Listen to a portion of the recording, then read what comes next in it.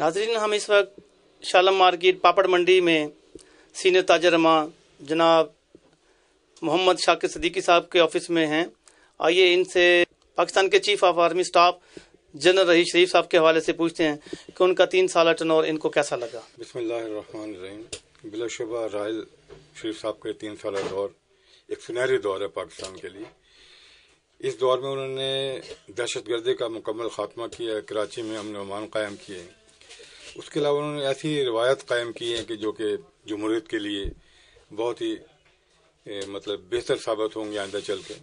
और उन्होंने इसी रवायत को, अच्छी रवायत को मद्देनजर रखते हुए उन्होंने एक्सटेंशन मिली, जो कि बहुत ही कौम मुल्क के लिए बहुत अच्छी रवायत, क्योंकि अच्छे लोग मुमकिन है उनके बाद जो आएंगे वो उनसे भी अच्छी कारकर्दगी का मुजाहरा करें और मुल्क और कौम के लिए बेहतर साबित हों। तो बिलाशुबा में इसमें कोई शक नहीं कि राहिल शरीफ साहब का दौर जो है वो हर लिहाज से, ख्वाह वो दहशतगर्दी की हो, कराची में हो, या फौज के डिसिप्लिन का हो, या फौज की तरक्की और अफसर सादी का हो, उनका दौर बिलाशुबा बहुत सुनहरी दौर है और हम उनको खराज तहसीन पेश करते हैं और दुआ को है। ये थे मोहम्मद शाकिर सिद्दीकी साहब, जिनका कहना था कि जनरल रहीस शरीफ साहब जैसे जर्नैलों का नाम सुनहरी अल्फाजों में लिखा जाएगा। कैमरामैन अब्दुल्ला सुल्तानी के हमरा हाजी सईद निजाम।